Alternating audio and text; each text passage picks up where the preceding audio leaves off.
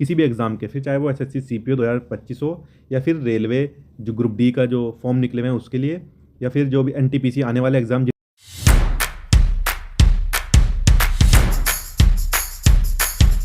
Hello everyone, स्वागत है आप सबका हमारे यूट्यूब चैनल आर के मैथड्स पर। आज हम आपके सामने ला के आ चुके हैं एक और नई वीडियो, जिसमें हम बात करने वाले हैं पॉलिटी की। यानी कि पॉलिटी के कुछ हम इंपॉर्टेंट क्वेश्चन करेंगे जो भी टॉपिक वाइज अलग अलग साल में या फिर उस एग्ज़ाम में पूछे गए हैं।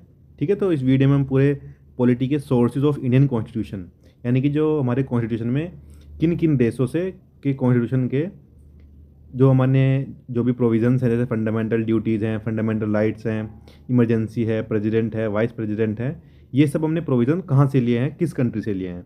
तो उसी के जो क्वेश्चन यहाँ पर सारे होने वाले हैं PYQs, जो आपके लिए काफ़ी हेल्पफुल होंगे किसी भी एग्ज़ाम के, फिर चाहे वो एसएससी सीपीओ 2025 हो, या फिर रेलवे जो ग्रुप डी का जो फॉर्म निकले हुए हैं उसके लिए, या फिर जो भी एनटीपीसी आने वाले एग्ज़ाम जितने भी होंगे उन सब के लिए काफ़ी रेलिवेंट ये वीडियो आपके लिए होने वाली है।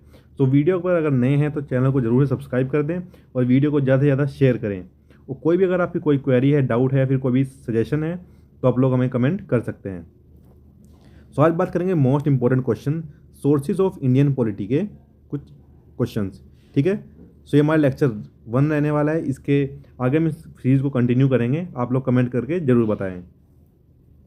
सो फर्स्ट क्वेश्चन की बात करते हैं, which of the following is the feature of constitution of United kingdom.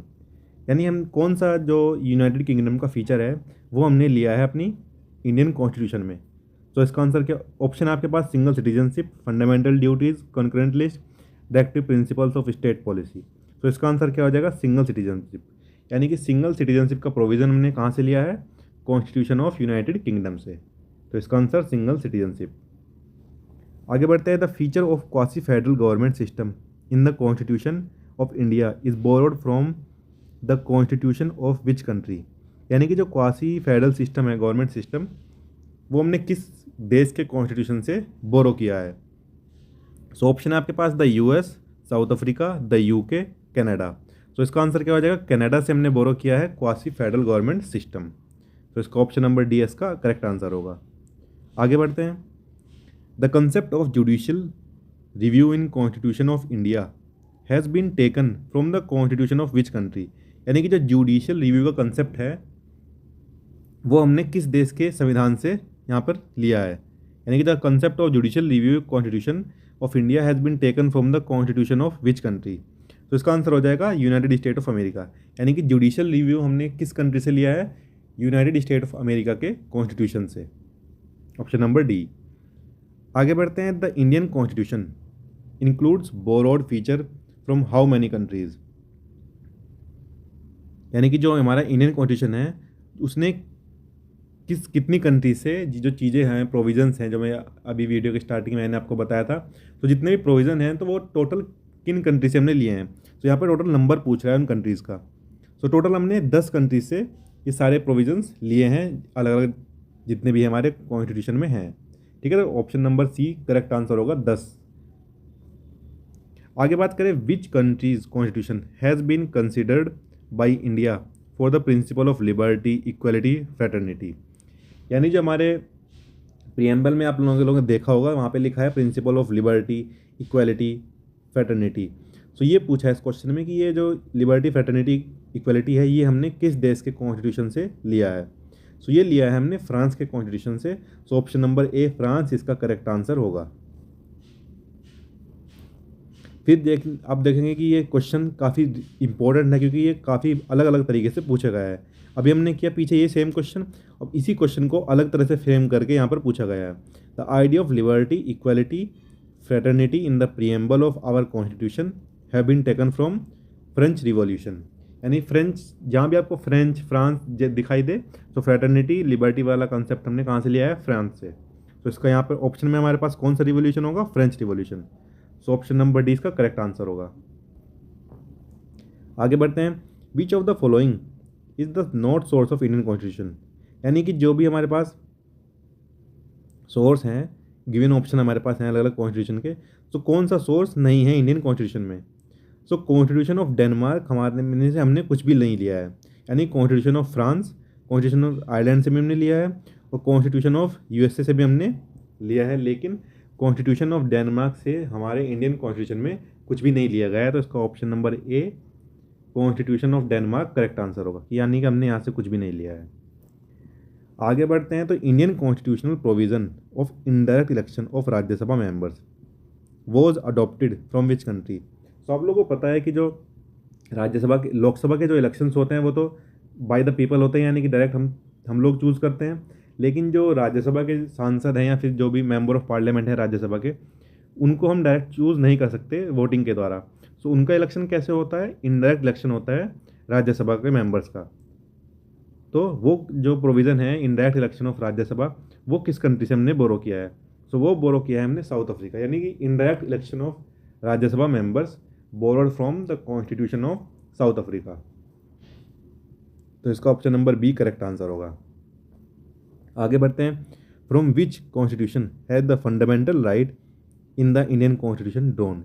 अब बात करें फंडामेंटल राइट की, यानी कि जो फंडामेंटल राइट्स हैं हमारे कॉन्स्टिट्यूशन में, वो हमने किस कॉन्स्टिट्यूशन से लिया है, यानी किस कंट्री के कॉन्स्टिट्यूशन से हमने बोरो किया है फंडामेंटल राइट।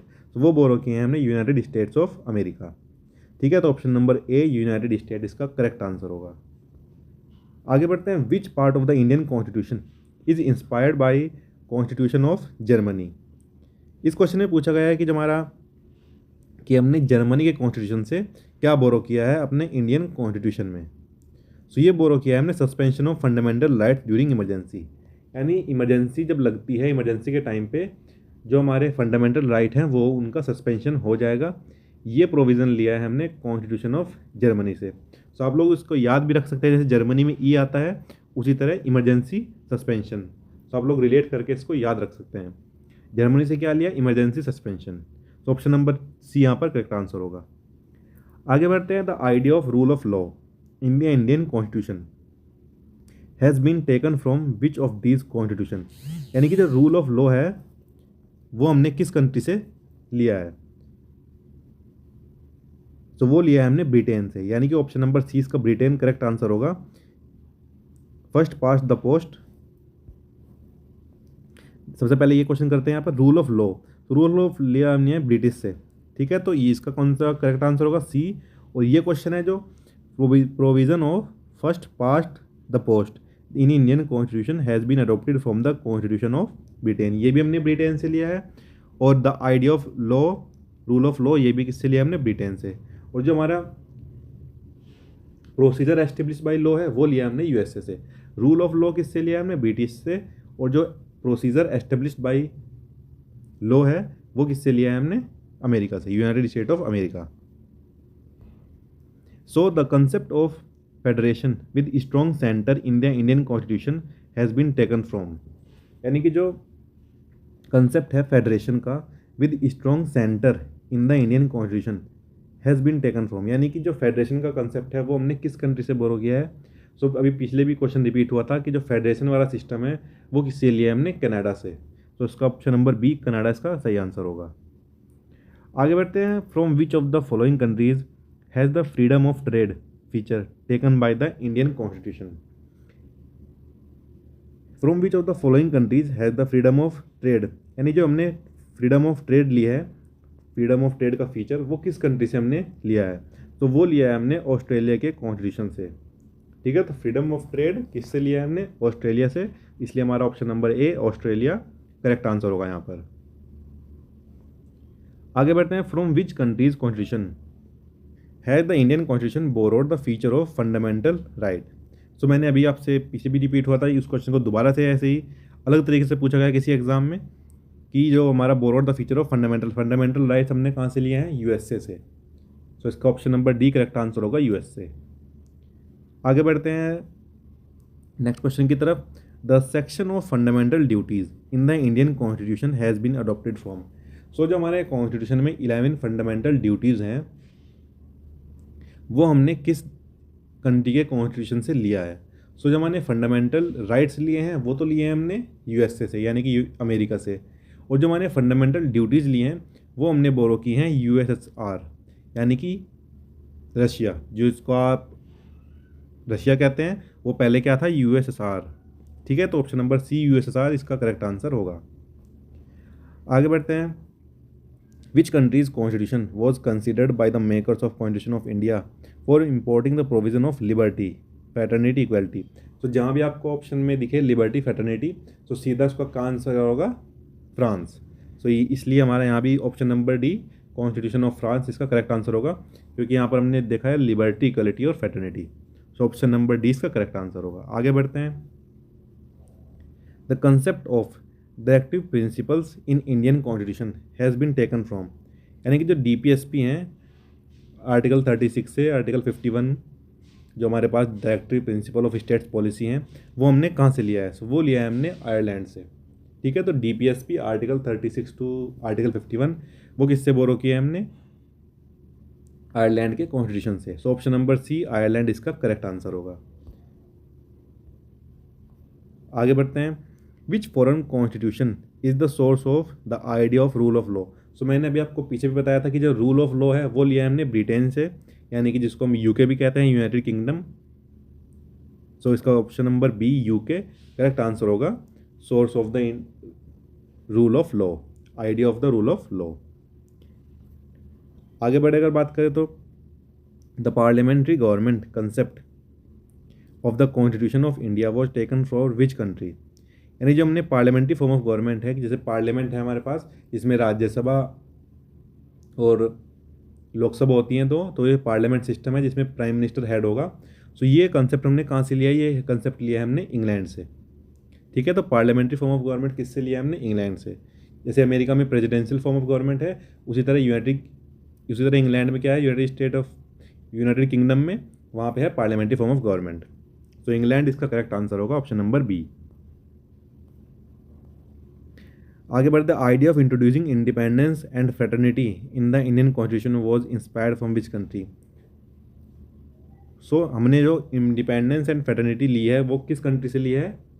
तो फ्रेटर्निटी लिया है हमने फ्रांस से। तो ऑप्शन नंबर ए जो यहाँ पर है हमारा करेक्ट आंसर होगा फ्रांस। ठीक है, तो आगे बढ़े अगर। The fundamental duties of the Indian constitution taken from the constitution of which country. यानी कि फंडामेंटल ड्यूटीज़ हैं वो हमने किस कंट्री से बोरो की है? तो फंडामेंटल ड्यूटीज़ जो हैं वो हमने बोरो की हैं USSR, यानी कि रसिया, जिसको हम सोवियत यूनियन भी कहते हैं। So option number C Soviet Union का करेक्ट आंसर होगा। आगे बढ़ते हैं।